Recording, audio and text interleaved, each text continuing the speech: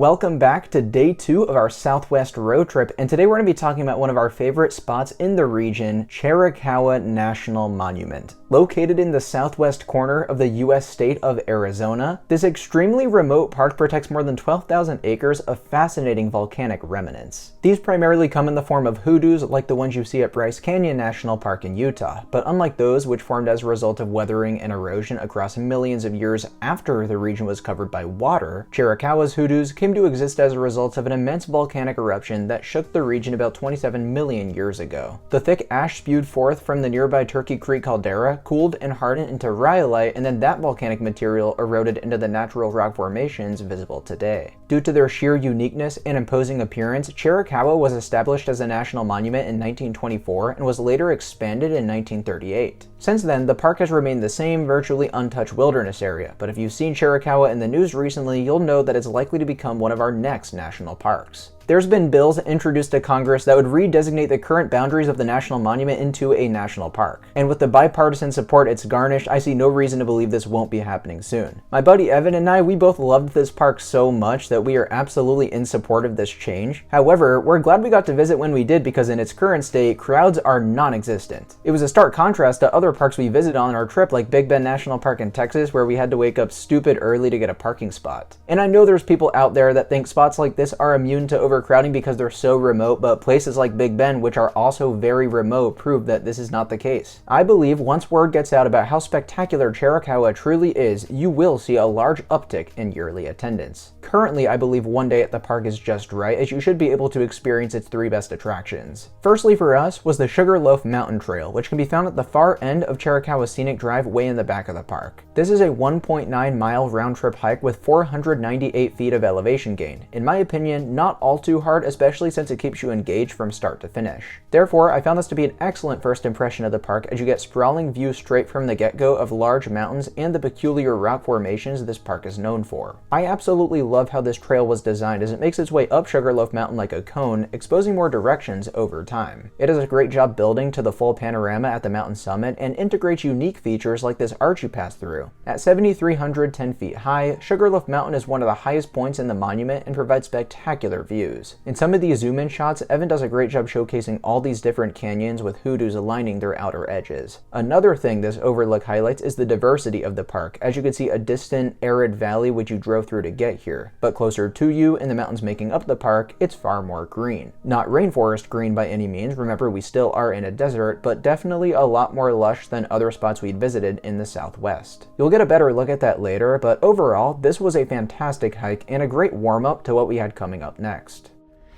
Mark, do some commentary. We are on the Big Loop, 8 miles round trip. This is going to have everything that the place has to offer. Chiricahua National Monument here in Arizona. You hear that, Mom and Dad? My 2 viewers.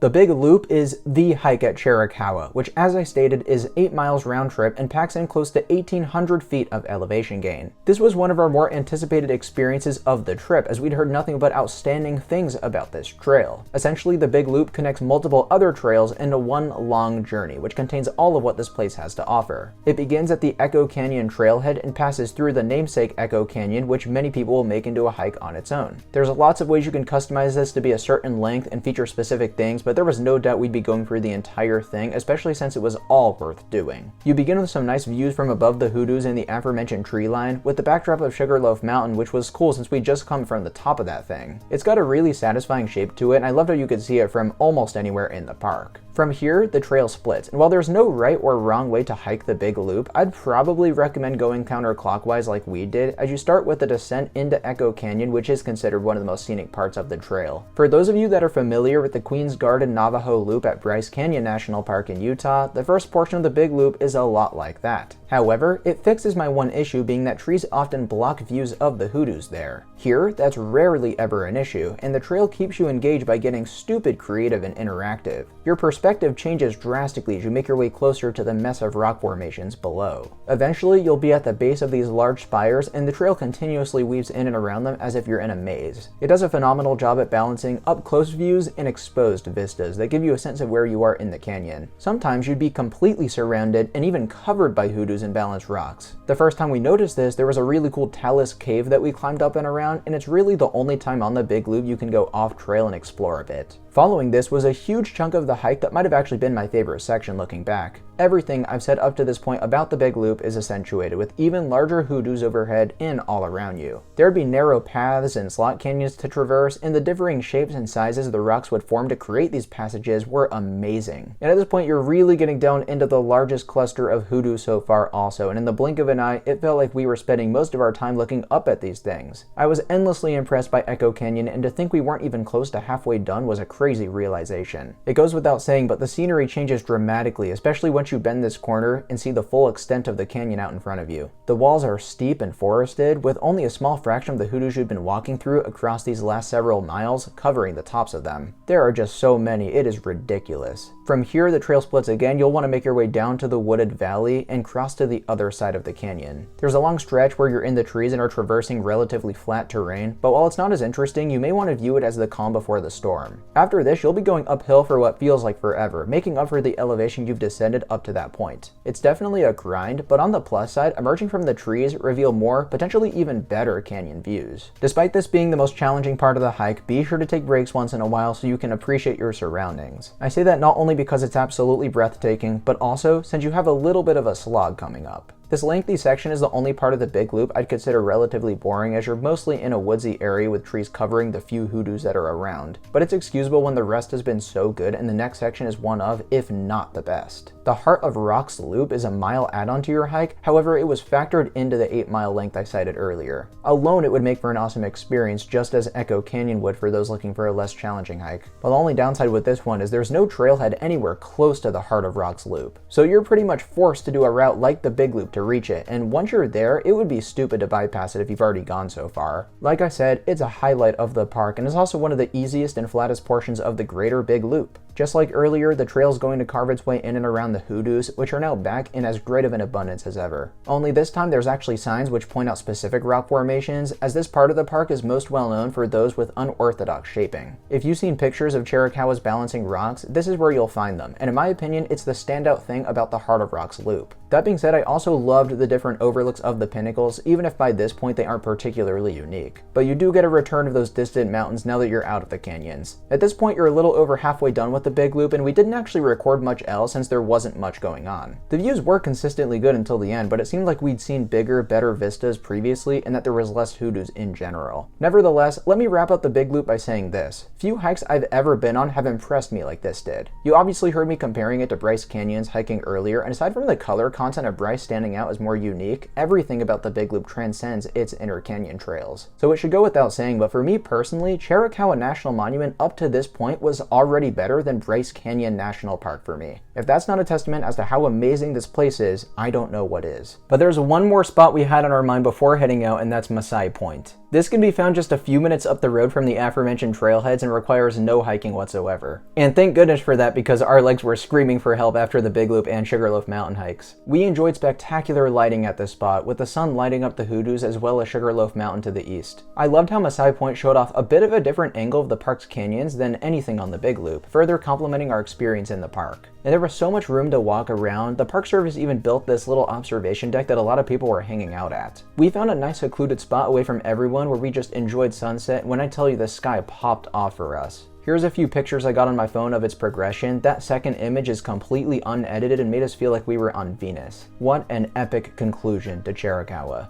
I'm sure you've been able to tell by my tone, but Chiricahua National Monument delivered in every way we hoped it would. Not only did it make for one of my favorite days of the trip, it's also one of my favorite spots in the Southwest now. Don't be discouraged by its remoteness. This is absolutely a place you need to put on your bucket list, and I can't wait for it to get the recognition it deserves from becoming a national park.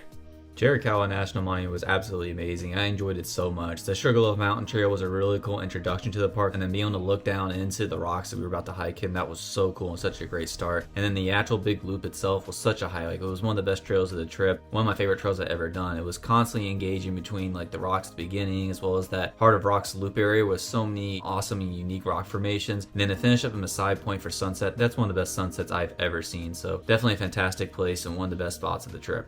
Be sure to give this video a like if you enjoyed it, and subscribe to Travel Dash for more content like this in the future. Thanks so much for watching, and I'll see you all in the next one. Peace out, guys.